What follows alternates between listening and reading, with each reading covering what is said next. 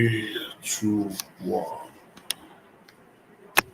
Welcome to No Touchscreens, episode 28. That is, my name is Adeyemi Adesoya. As always, I'm not alone. I'm joined by Superman Tio Eze. Tio, how have you been?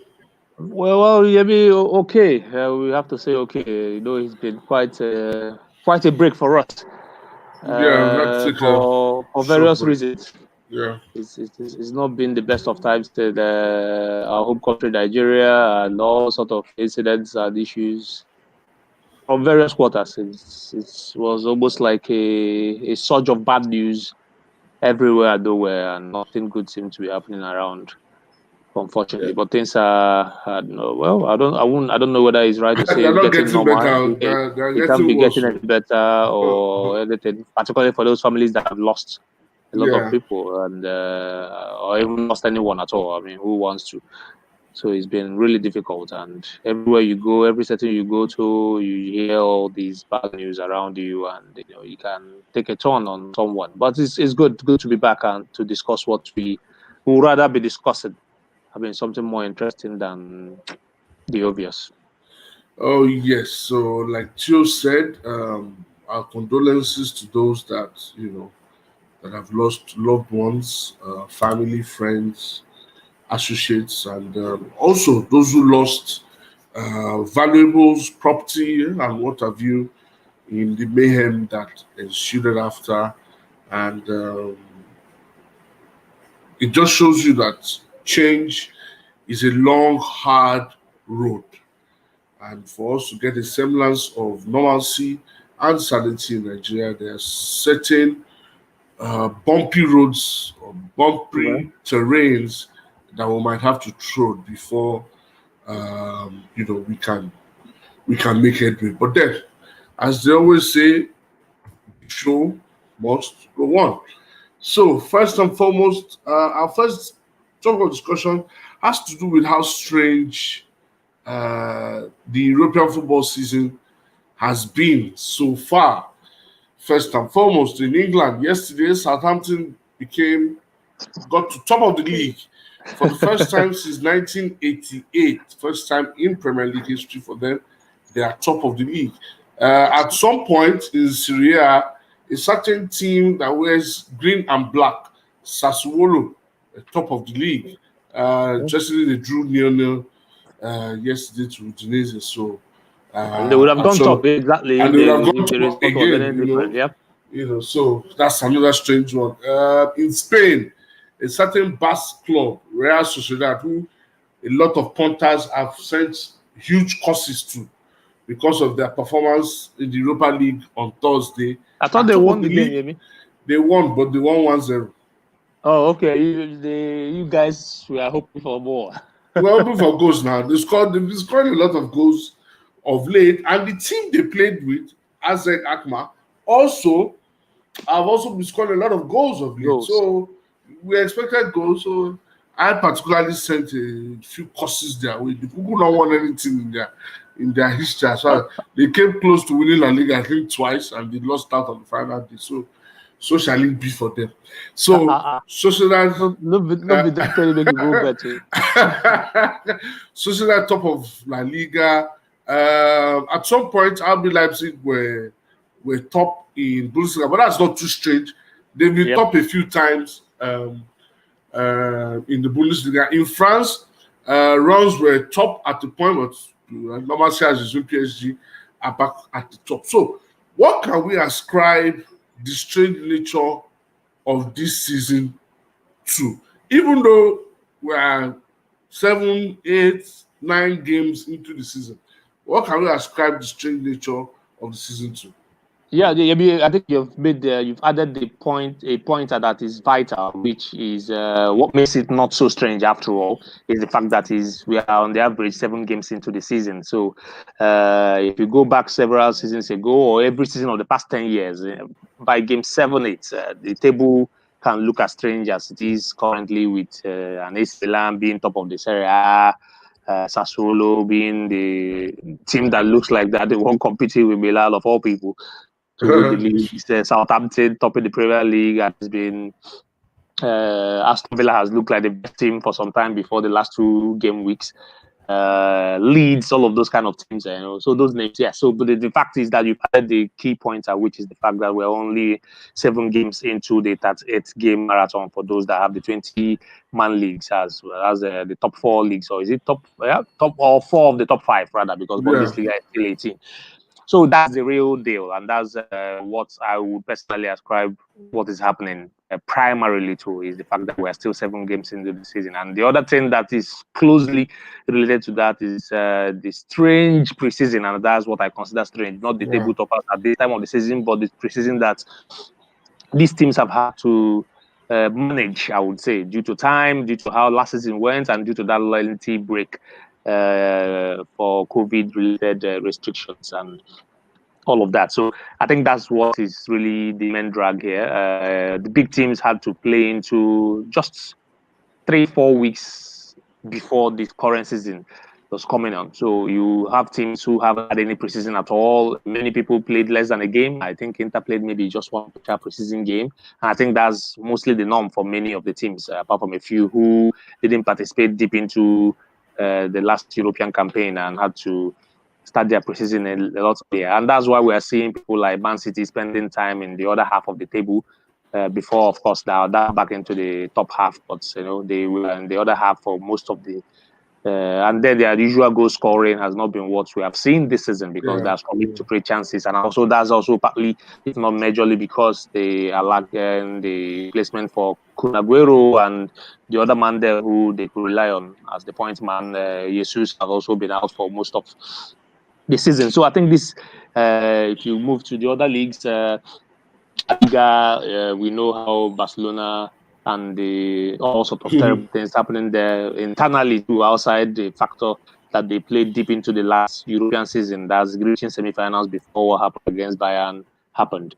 A lot of changes have also happened there, new coach, all of those. So, these things have a way of disrupting. And of course, the off-the-pitch incidents with them, the president, or rather the board resigning and all of those things. So there is a lot of drag on that football team. And the quality, of course, is not at the level of Barcelona that we know. So maybe outside the fact that all of these drags are there, there is even too much burden on the shirts. I don't think the level of quality they have matches their shirts currently, and the expectation has not also slowed down, unfortunately, for them. So I think that just these kind of problems across Europe. At Inter, of course, we know what happened. Of course, they went all the way to the Europa League final, which they unfortunately lost, and meant that they couldn't start preseason early enough. Tried to force a few changes, trying to get Conte convinced to stay, trying to play attacking football all of a sudden. Well, they attacked enough last season to be the second highest goal scoring team anyway, so it's not like it's anything new that the Conte's Inter tries to attack. But all of that means they have dropped a lot of points this time around, considerably too many goals for the team that was the best defense of last season in Serie A. It's something you would think time will regularize for all of these teams I mentioned. It's not in Bundesliga. I think things have returned to normal. I mean, the Bayern machine is back doing what they know how to do best, but that doesn't also guarantee anything, because that's the kind of season we are facing here. So I don't think it's a sign of what to expect, but at the same time, I think it's some sort of pointer, because some of these teams will have a hard time recovering to their, in quotes, best levels. Because the other guys are also coming up. A few teams, particularly if you look at a league like Premier League, where it has been all City, Liverpool affair for past 2 seasons, they don't look as untouchable now. They didn't look as untouchable even after the recall or after the lockdown. They are not looking, and they're not looking also untouchable now. So we may not see the Man City Liverpool marathon of last 2 seasons. I think one thing that is particularly fascinating for followers of the Premier League is that 7-8 games in, no team, everybody has lost at least 1 game. Yep. Which ordinarily on a good day is quite unusual. Yep. At least more often than not, you will have one team who, is proving stubborn for like the first 10, 15 games. Yeah, exactly. And not losing. But here, you have one, everybody has lost at least 1 game. 2, you've had scandalous home defeats. And I'm talking Manchester United losing at home to Spurs 1-6. Honestly, City losing at that home means to Leicester Liverpool 5. 7-2 is all sort of crazy West results, Ham man. So, losing, winning away to Leicester 4-0. Liverpool went to Villa and lost 7-2. So it paints a very interesting picture. it paints that anything That is possible kind of outlook for the exactly, season. But exactly. my point again is that it's quite early to start looking at that. Of course, it's more strange that we have ever seen it at this stage of the season in any particular campaign in recent times. So that's a fact, yes. And I think some of these things I already mentioned, particularly the short preseason that most of them had to undergo, and a few issues that are having internally. Most of the teams have, for whatever reason, all sorts of problems. I already mentioned the Premier League, the usual favorites, Man City, with their striking problem.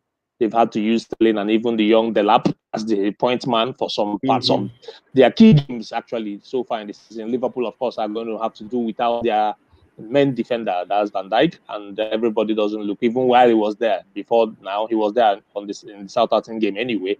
Sorry, the Aston Villa game anyway, where they lost 7-2. So it's not like he would have value changed. Interestingly, they won the 5 games that he has missed. Exactly. So they look a bit tighter now. So and that's the kind of reaction you expect from some of these big sides. You get some reaction from Inter, from Juve. You get them from. We're already seeing that in Bundesliga for the two big guys, Dortmund and Bayern Munich.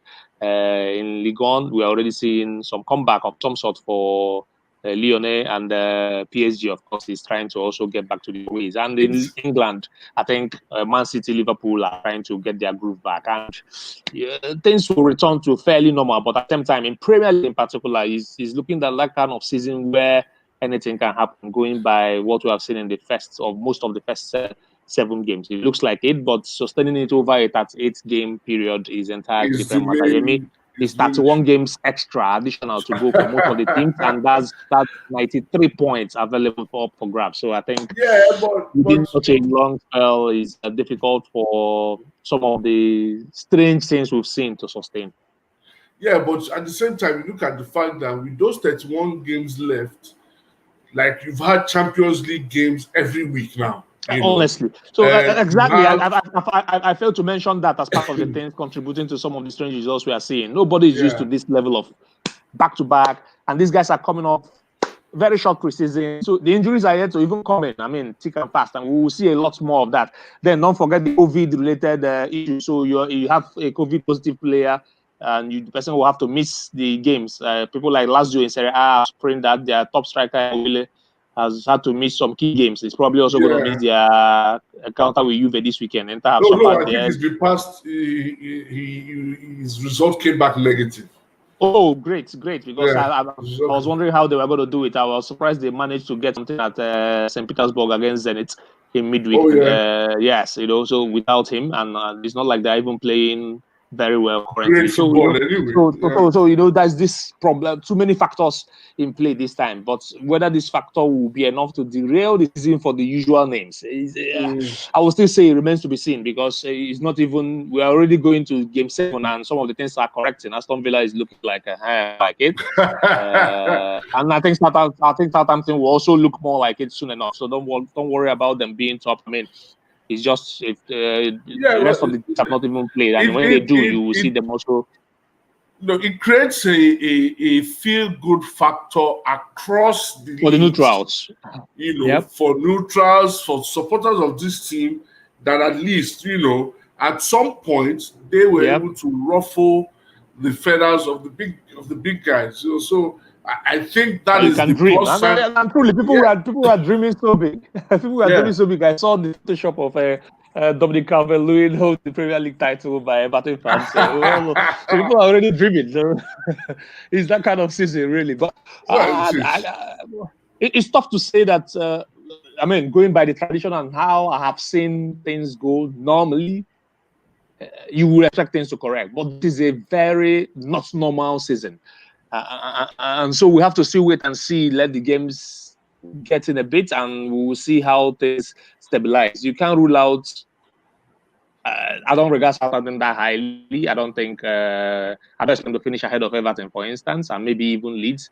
But they're doing well. They're top of the table for now. But in terms of quality and how they play in general, I think it's too much of a ask for them to even get close to any European place. So I think top 10 finish will still remain their goal. And don't forget, this is also another big factor. For some of these teams, their goal is somewhere in their head. Sometimes stated, sometimes otherwise. I suppose mostly stated.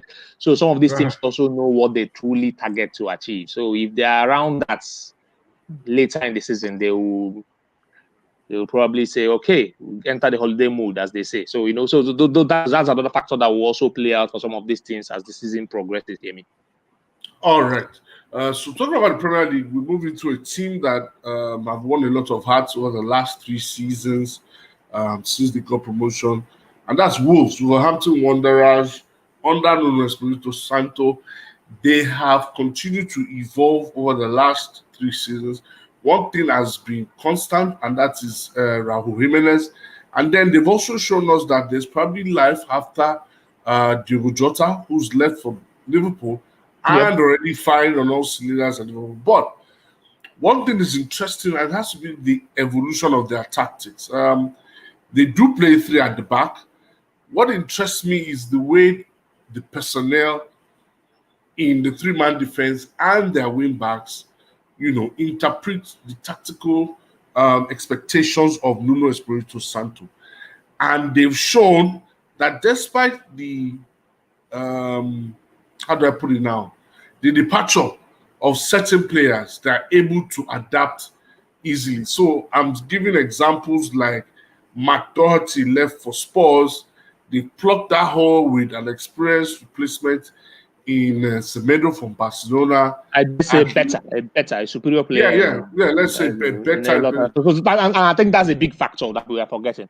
Truly, for some of the guys that have left, they have truly replaced them with better players. If I want to say that, really, I think that's a big fact that we must be unafraid to mention. That for Wolves, the recruitments have been showing their stance overall. They're showing that they're a team growing and they believe themselves and they're going for the big lads. I mean, look at those lads in that team. Most of them are almost on the plane without injuries to next Euro in the summer for Portuguese national team. That's how it is. Yes. And I think another interesting thing, like we're talking about their recruitment. At the start, they started with Adama Traore at right wing back. Yep. Once Semedo came in, he dropped to the bench, and at times he's played as a 2 as a partner for Raúl Jimenez when they play 3-5-2. Yep. Or sometimes when they play 3-4-3, he comes on for Neto more often than not. Yep. Now they've also done something. They brought in Macau from Lyon, who can play both as part of the back three, and also play as a left wing back. Yeah. Also, Ramon Saez has shown us this season that not only can he play part of a back three, he can also play as a left wing back. But now, the most important thing had to be last week when they came up with the young star that they signed from, is it Amiens or is it Onji? They signed with Nuri, who came on. Okay. And I'm making a bold prediction. If the boy stays fit and gets good game time, we'll be talking about him as probably one of the nominees for PFA Young Player of the Year. That's how impressed I was with him from his performance in his first game.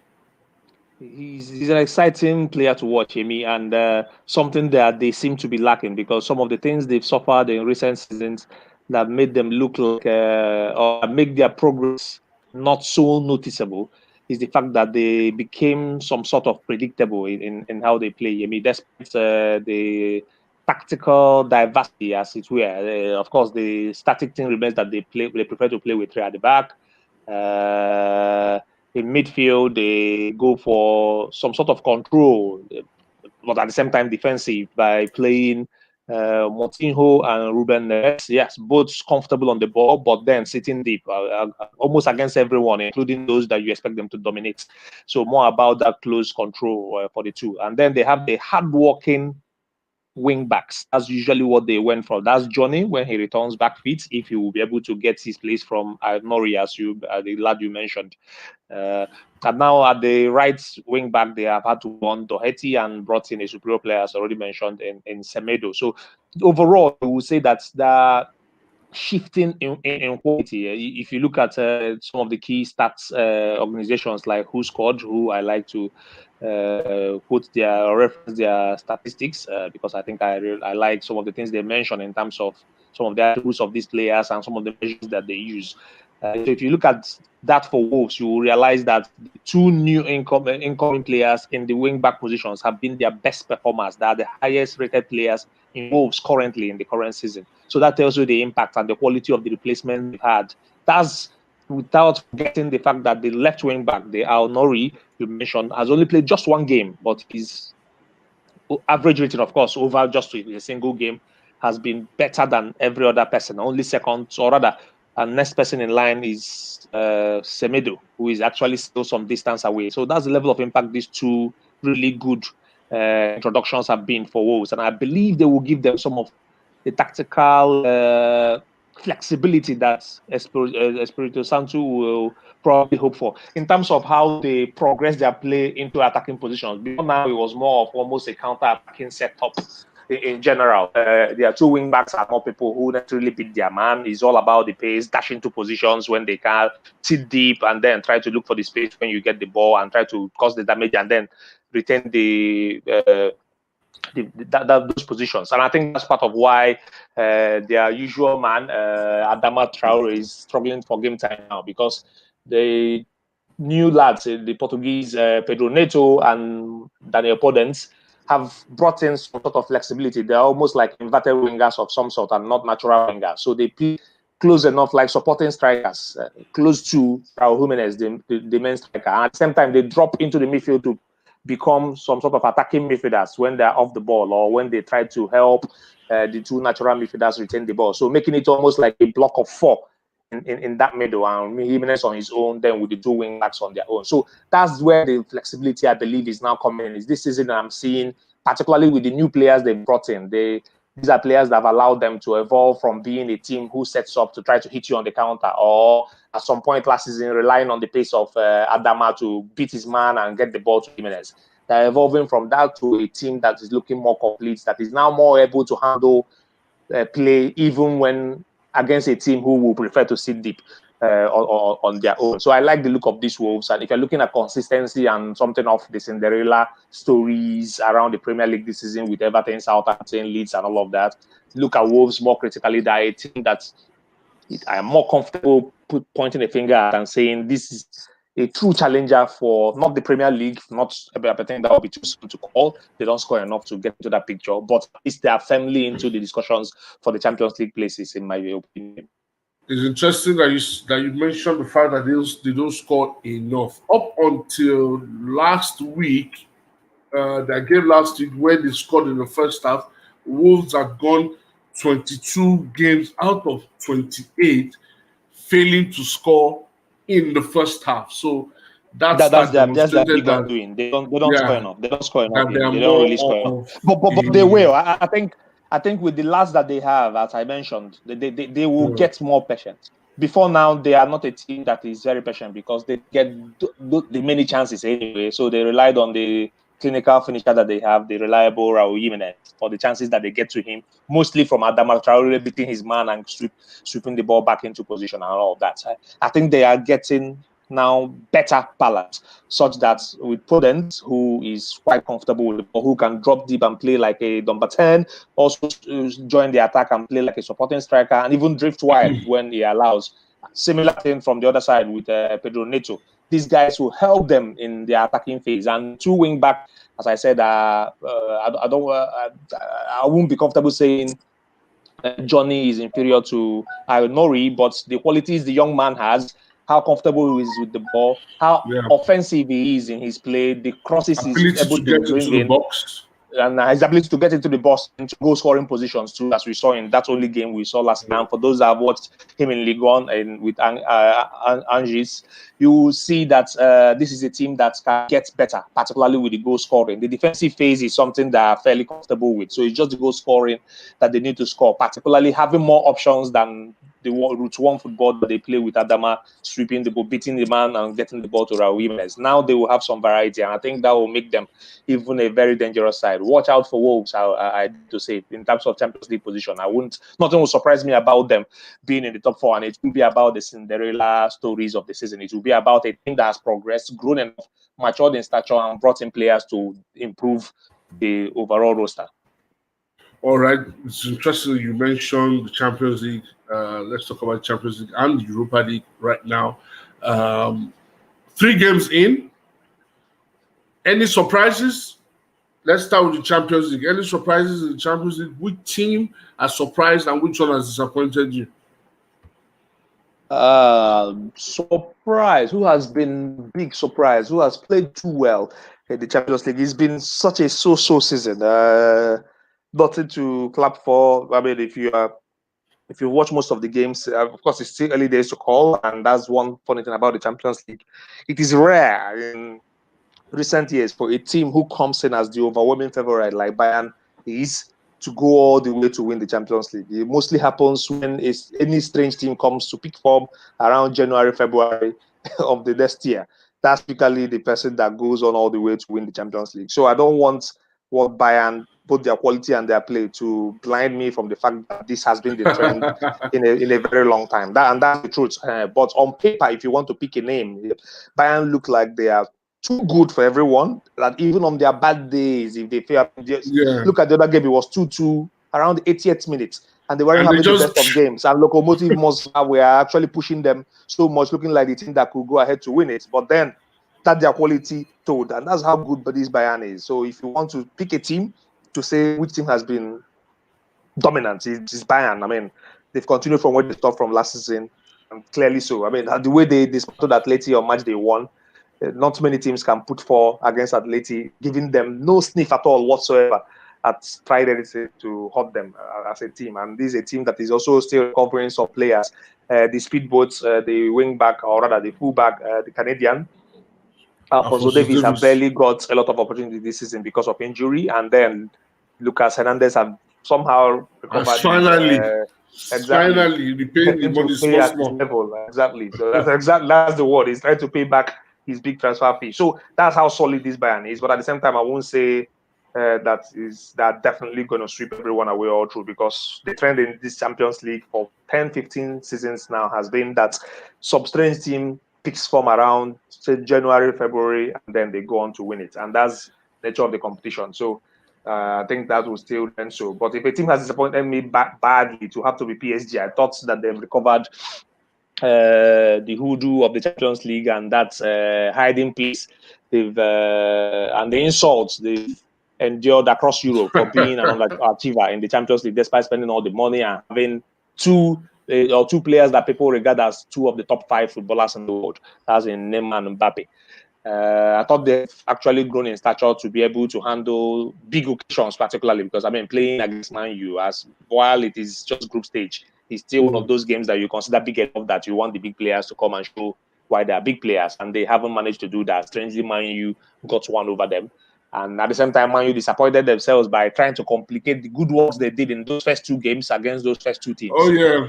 Exactly. I believe they've complicated things for them. I told a very close friend, a Man U fan, that Man U will almost definitely be out of this competition if they don't win the next game in Champions League. That's how I feel about it. It's a valid point, because what has happened... And that's after starting so strong. Yeah. Really, if they don't beat Istanbul Bekisha at Old Trafford, for me, they are out of the competition. Yeah, because what that defeat in Turkey has done is open up the group again. Exactly. So now, don't forget that Leipzig is a very good side. Of course, we saw them PSG. So which means PSG will have a lot more things to play for now. Of course, they missed a few players in that particular time, COVID injuries and all that. You say PSG is not a team that will go out in first round anyway. And then Leipzig, they were given a hiding at Old Trafford, but they are not as bad as that particular result may try to depict them. So that's where I will find most of my disappointment is in that group. That's one, PSG themselves, because I don't think they have demonstrated that they are really now one of the big boys. And then, mind you, I really thought that they were better, at least from the first two games.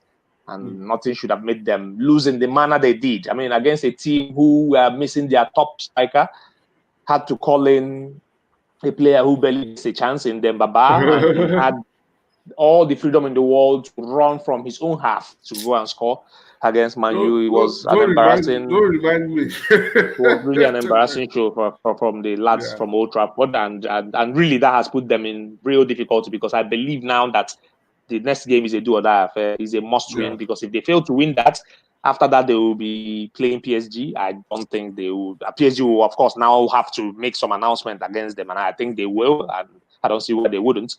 And then they have to now go to Germany, and I don't think it will be anything close to what they enjoyed in the first leg at Old Trafford. So I think that's about it in terms of who has fared well and who hasn't. Every other person, nothing exciting. Madrid, I won't say disappointing. I don't expect a lot from Madrid on their own. Same way I don't expect a lot from Inter.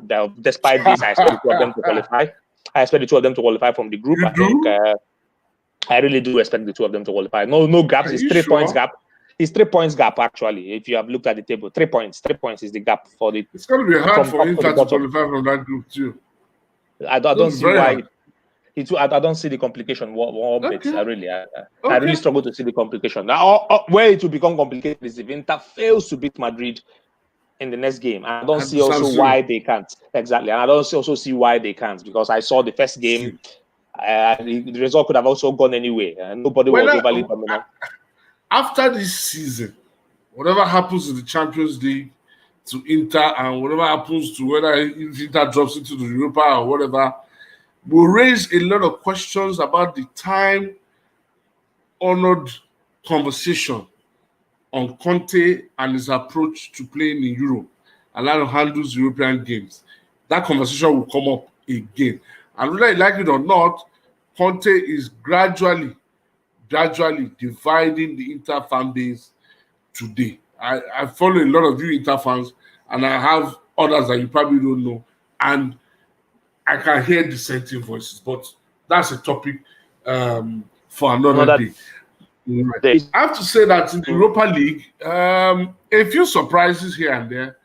Hey, if Lille can go to the San Siro and utterly batter inform AC Milan, that's a huge surprise. Huge surprise. Nobody saw that coming. And that was Milan's biggest defeat in Europe in their history. Huge surprise. I think we've lost Theo's network has cut off. I had a comment from Oluwafemi Ayodele who says, why we no longer hear you on Top Sport again. Why? I never used to do Top Sport, so I'm not sure what you are talking about. I've never done Top Sport. I'm wondering why Theo seems to have disappeared. So the big shock in the Europa League for me was Lille going away to Milan and getting a result. Rangers have also done pretty well in the Europa League lately. Antwerp defeating Spurs in the previous game, not this week, the previous match day 2 of the Europa League group phase. That's a huge surprise as well. I never expected Spurs to lose that one, but hey, they lost. Overall, it's been a good European season so far. And on that note, let me move quickly to a Euro roundup. The big game this weekend, obviously, while Everton is preparing to take on Manchester United, that's always a big game. But the biggest game in England this week has to be Manchester City taking on Liverpool. First and second for the last 2 seasons. 2 teams that have been at each other's throat. Jurgen Klopp has the best record against Pep Guardiola. He's won 9 times. No other manager has gotten the better of Pep Guardiola in his Manchester history than Jurgen Klopp. So it'll be interesting to see how both teams set up. Liverpool have shown that they can cope without Virgil van Dijk. And somehow Diogo Jota is showing that he deserves to be the preeminent striker at Liverpool, and that Firmino should make way for him at the bench. I think Tio is back now. Tio, we lost you there. Are you there? Yes, please, back again. Sorry about that. I'm not sure what happened with the network of my system. All right, so I'm talking about the big game in England this weekend, Manchester City versus Liverpool. How do you think that one would swing, and where are the key battles?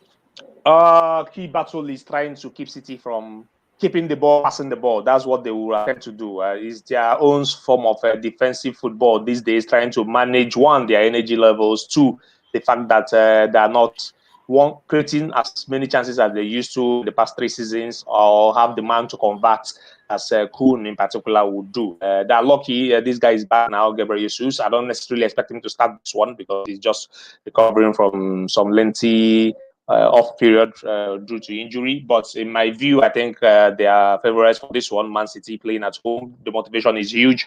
They need to make that statement that they are not out of the equation in terms of the Premier League, and the gap is there for Liverpool, even though the results have not shown so yet.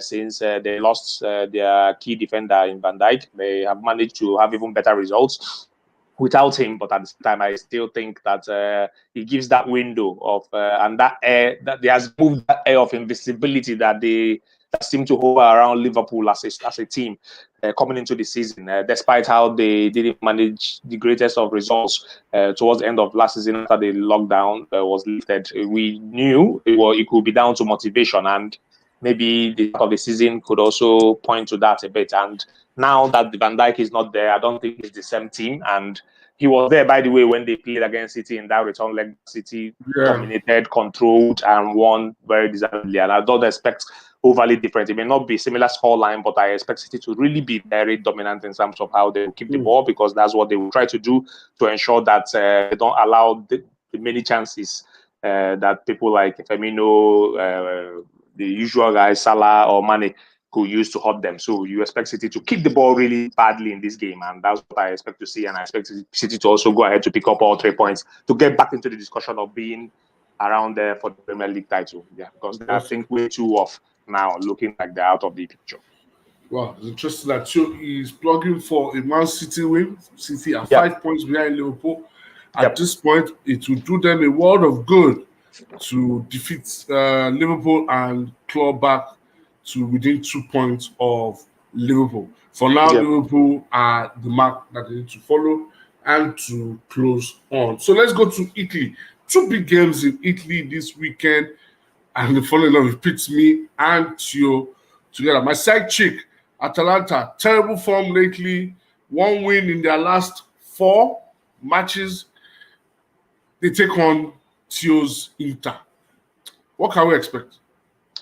Tough game for both sides. They are lacking in confidence, and don't be overly surprised if it ends in a draw. That's what happens when big sides who are struggling for confidence. That's also what I expected from the Madrid game, and it was going to be that way until the Ambrosio, for whatever reason, stepped 2 ahead to allow Vinicius that space to run in, and then things went well for the young man Rodrigo, and he scored. It would have ended in a draw, really. And even the goals Madrid got, so we saw some of the gaps. One questionable, I mean, you could call that a foul on Hakimi.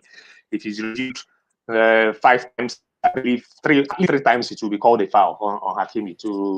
That's on the first goal. So generally, that's what happens or plays out when big teams who are struggling for form come to meet themselves. So that's why I expect that game to probably end in a draw. One is away to Atlanta. They will be favorites on that one. They're a team that normally score the goals, but they're not doing that now. They are yet to find their mojo to be firing.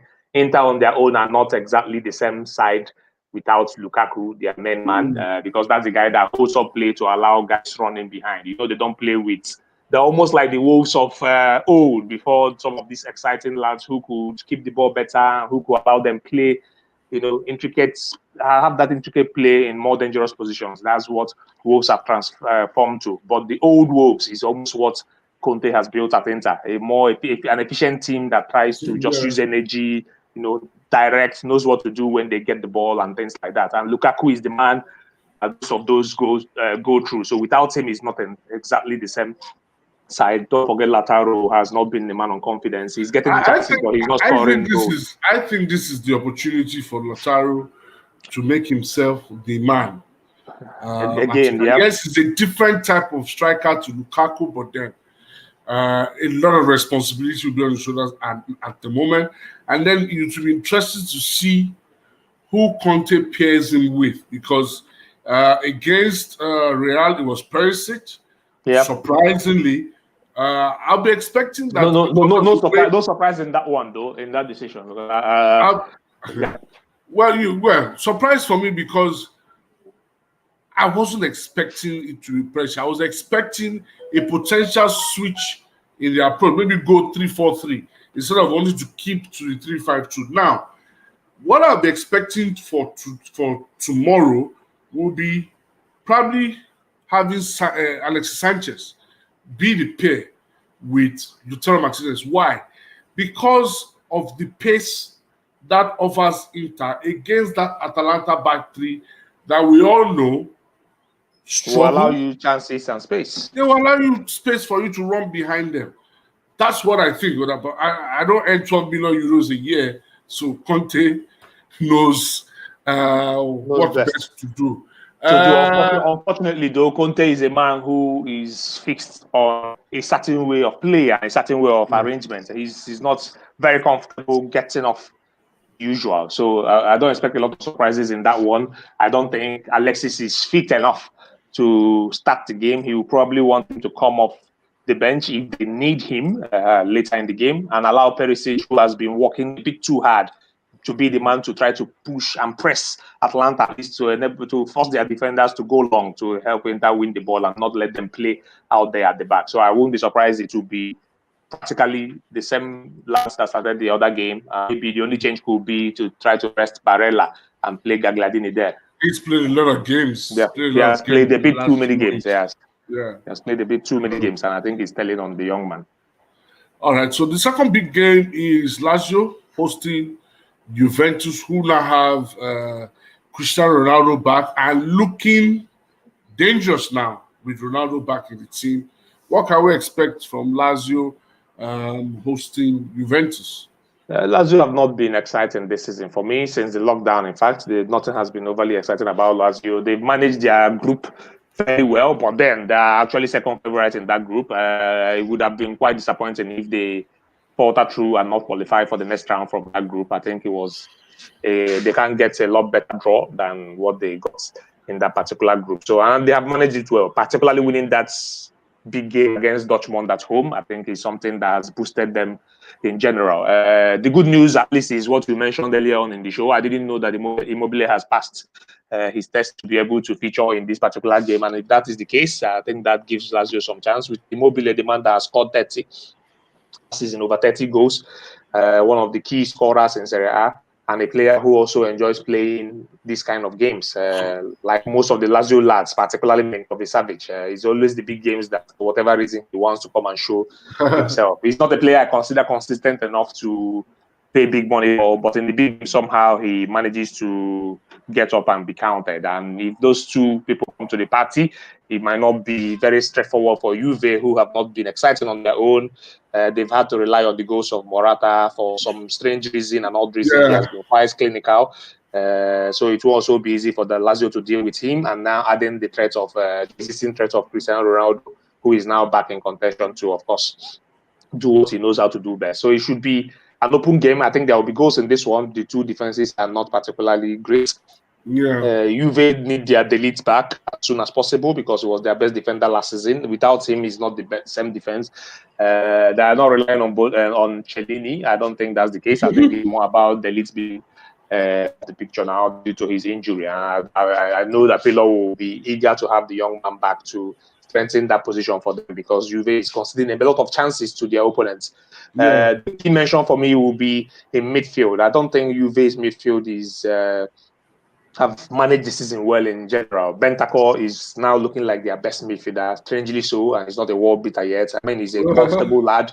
He knows how to do the basics. Then Arthur Melo that they brought in for some odd reason, maybe he's still struggling from the lack of confidence or loss of confidence, if I would use that, from his time at Barcelona, where He not only lost his place, but also lost his way of playing. And in Juve, it's slightly different role because he's deployed a little deeper, almost in the Pjanic role to try to make the team play better. And you don't forget the fact that he's not the best lad in terms of the defensive play. So he's also supposed to have some defensive responsibility, and people will go through him, and that's how Lazio play. There are two central midfielders, the two sides that will flank Lucas Leiva, that's Milinkovic-Savic especially, and then Luis Alberto, who I understand is available again. We'll try to walk through him, and that will be quite difficult if he doesn't get a lot of protection from the other lads. Maybe McKennie, I expect him to start this one because they will want some energy at midfield so that the Lazio midfielders won't have the free way to go and join him up in attack, which will cause a lot of problems for Juve. I won't rule out Lazio picking up all 3 points in this one, even though, I mean, the Juve with Ronaldo is always a dangerous side on their own. But Lazio, despite being off form, will be looking at another big game and another opportunity to try to get some of their confidence back. And if it doesn't get a lot better for that city, for the team, than against a team like Juve. Lovely. So let's go to Spain. 2 big games in Spain this weekend. Barcelona hosts Real Betis. I say it's a big game because I love some of the things that Mauricio Pellegrini is doing at Real Betis. And then also in the old days, when I say the old days, let's just say the early 2000s, Valencia at home to Real Madrid is always a big game. Forget about how it used to be massive, actually. It's one of those games. It used to be a must-watch in La Liga. Forget how bad Valencia may be now, but those are the 2 big games in Spain this weekend. What can we expect from the 2 games? I was going to say, sorry, Emi, that Valencia is a team that is worth discussing, but I think I remember having a fan of Valencia on this show some time ago to discuss some of the strange things, and even stranger things have happened since then that we had on the show. So it's a lot of things are going on with that team, and we are not sure what to expect and what not to expect. But Madrid will be glad that they picked up those 3 points. I think they were looking more in danger than Inter before that game for a lot of reasons. Yeah, because I think if it was a draw, they could actually be heading out. Or if they managed to lose that game, they would have almost been knocked out because, I mean, back in San Siro, you were expecting Inter not to lose at worst case scenario. And then Madrid will have to play the other 2 lads who they didn't look good against, especially. So now that they won this game, of course, they are still there enough to Real Sociedad in La Liga. They will want to pick up all 3 points to be sure that they are not giving any hopes to the struggling Barcelona on their own. And Valencia, yes, being a traditional big game will not change the fact that it's not the same side in general. They are not nothing scary about this Valencia side, even though they have managed to pick up a few points here and there in the season so far. But at the same time, you would think the Madrid and the confidence that they may have should be too good for this Valencia side. Even though my brother, who is a big Madrid fan, has informed me earlier in the day that Casemiro will not be available for this one. Casemiro and Hazard. The one they will miss, of course, is Casemiro because that's the one who is integral to their team. Hazard has not been particularly valuable to how they play. He's gradually. Let's give him some credit. He suffered for form and injury. And I watched the game last week against Huesca. Yes, you might want to say it's against Huesca, but he had a decent game. And you could say, and it's painful for players when they are building momentum and then it is continued. And then they have a first break. Unfortunately for him, that's the case now. It's unfortunate. But I don't think that's the one they will miss so much. I will be on him. They won't miss him that much. But Casemiro, they will because they don't have a player who... They don't have a player who does what does for Zidane in particular. He himself is a huge they could also adapt Valverde. That would be taking out a lot of energy in their midfield if they limit him to be at the base of the midfield. They prefer that his energy that he brings to the game of providing some sort of box-to-box cover for them. So if they play, limit him to being the one who will sit there. It requires some positional discipline, which at exposure and at his level may not be the greatest. Valencia, yes, they are not doing great, but at the same time, they still have enough to hurt Madrid, particularly their key striker, the Uruguayan Gomez. So we'll see how this one goes. But in my view, I think it's a game Madrid should win. Anything less than 3 points will be them giving Barcelona some breather and letting them know that there is still opportunity. And that's not even just Barcelona, but Atleti, who still has a game in hand. and who is my own personal favorite to go all the way this season in La Win the Liga. league this season. Yeah, Yes, I please. think so too. But stranger things are happening. Let's go to Germany. The big game, the biggest game in Germany, whether I like it or not. The biggest game in Europe this season, this weekend, I think. Dortmund at home to Bayern Munich. This game has always offered goals. Lewandowski versus Haaland. It is prime, in your face. If you don't watch another football this weekend, you have to watch that one. What can we expect? It's the biggest game in the whole Europe this weekend, in my opinion. I don't even think it's my opinion. I think it's near fact. Yeah, correct. You forget about Liverpool and Manchester City. This is the biggest game in Europe. Both traditionally and their position, traditionally and positionally on the table currently. So it's that big, and then the profile that we'll be seeing. We who doesn't like the young Norwegian Haaland and the strange things he has done. I saw a tweet that listed all the big names in Champions League and European football that he has scored more goals than in Champions League after just one season competition. So that's the level of impact this young man has had, and he's of course rumored to be one of the big statement signings that Perez is looking at in relaunching Bernabeu when they're done with their construction. I mean, who wouldn't want Haaland? And so that's how big this lad is. And of course, Bayern needs no introduction. Lewandowski enjoys playing Dortmund, enjoys scoring against his other side. And we forget so many times. Sometimes we forget that he actually used to play for Dortmund.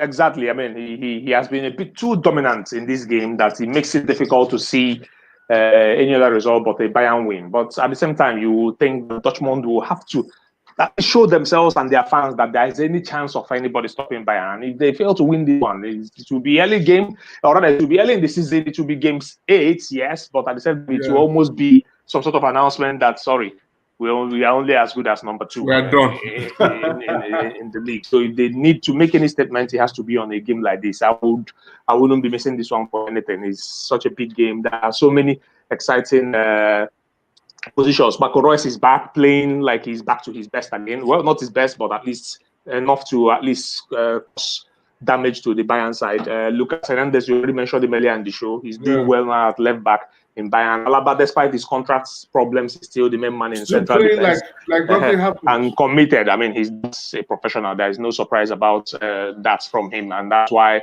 he's almost saddening to hear some of the claims by some officials of Bayern trying to point to him as a money grabber of some sort. I think he has served them well enough to demand whatever is due in Bayern Munich. But that aside, focusing on the football, he has been decent enough in the position that he played while Pep was there, which is the center back, the left side. Helps them to keep the ball better and help them to also launch attack from that deep because of his precision with the play. Goretzka is the man in midfield who will cause Dortmund a lot of problems. He's the physical man, box to box, a lot of energy. Kimmich, of course, with his control. So it will be quite interesting. I'm curious to see whether Sancho will get the start on this one. He has not had the best of start to the season. I'm not sure if it has anything to do with the link to Man U, whether his mind was truly there or whether it's just the strange preseason that everyone endured, that the most players are struggling to adapt to the new season. And we are seeing it across Europe that some players are either injured, key players at that, are either injured or yet to find their best form. So I'm just hoping for Dortmund's sake that is his own case, and that maybe if he needs to get back to his groove, he doesn't get a lot better than trying to help them stop the Bayern machine. Lovely. So that's our show. Tio, any parting words before we say bye-bye? That's the big game. That's the game to watch. I think you can get it on. I'm not advertising for them, but the other network provider that is not the popular one. That is not the popular one. You can at least subscribe for their 1-day subscription. That's for those that have the decoder. Or even if you don't, I think they have the mobile device that's not necessarily linked to an account, and you can pay for 1 day. The mobile option that you can download their product and try to stream on that one and pay the subscription for just 1 day. At least that will enable you to watch this game. It's a big game. It's not the kind of game you want to just read the match review and make your opinions. It's a game you want to watch to see how good the other sides are, particularly those who think The other guys are just escorts for Bayern. You need to watch some of these games, and this is the kind of game you need to watch. You also know that there is a lot of good happening in that league, Bundesliga. So that's the one to watch. And then for Inter, I'm hoping they find their way. I'm not worried, actually, for some strange reasons. I'm not at all. Atalanta 3, Inter 1. Interesting. That's the prediction. Interesting call. Don't put your money on it, though. All right, guys. It's good to be back, and thank you for joining us. Everybody who's joined us, thank you for the comments. No Touch Screens will be switching to podcast mode from next week, hopefully. So we will put out the links and all the outlets where you can get the podcast, because a few things are changing. Yep. My sports school is resuming on Saturday, so we won't have the time to do a live anymore because things are picking up. I can finally go to get my business back on, on track. So please keep your eyes out on my timeline, on Theo's timeline, where we'll push out the links and the channels for the podcast. We'll record on Friday and put it out on Saturday morning. So, or even Friday night, to put it out by Friday night. So, guys, thank you for joining us. Have a lovely weekend, and please enjoy the football, and all the best. Theo, have a lovely weekend. Thank you so much, Amy. Have a lovely weekend. All right. Bye-bye.